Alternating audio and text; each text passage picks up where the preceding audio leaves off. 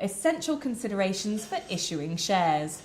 Issuing or allotting shares is often called taking on equity finance.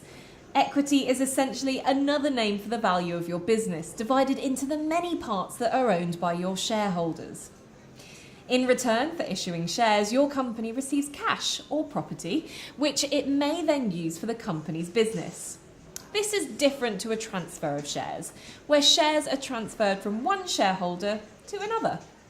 When you're issuing shares, your company effectively creates brand new shares, which it allocates or allots to the shareholder in return for their investment. There are a lot of important things to consider when deciding whether to allot shares, and we've covered them in more detail in our guide to issuing and allotting shares. Now, that's a really helpful starting point. And for example, the existing shareholders of the company will be affected by the allotment, as their ownership in the company will be diluted.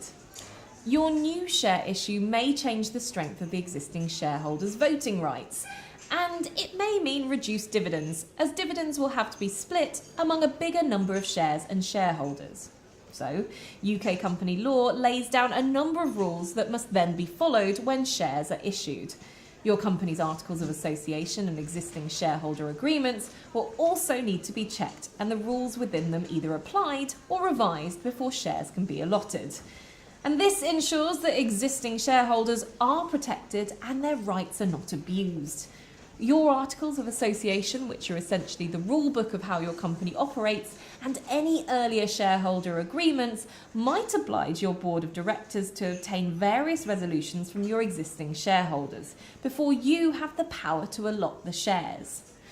These resolutions may be needed to give your board the authority to allot the proposed shares, and you may need a resolution to disapply any preemption rights belonging to your existing shareholders. In other words, the right of first refusal of any new shares that is commonly given to shareholders.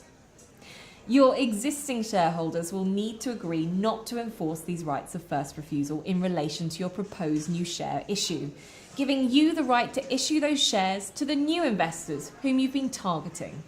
There are prescribed formats for shareholder resolutions and rules about how exactly they should be passed, and our experts can help you navigate those if you're unsure. You'll find plenty of guidance on them in our own guides too. They're a good starting place if you're new to this. All our template shareholder resolutions also come with inbuilt guidance to help ensure you're getting the right details. Finally, it's probably worth mentioning that your articles of association may also impose additional restrictions, which you'll also need to revise by getting a shareholder resolution agreed, and if they prevent you from going ahead with your new share issue. For example, if a company is allotting a new class of share that has different rights to the existing shares in circulation, then its articles of association will also need to be amended to make allowances for these new shares and the rights attaching to them.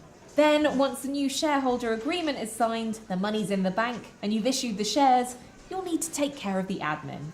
And that includes filing all the resolutions and relevant forms at Companies House and updating the company's statutory books to reflect the new share structure.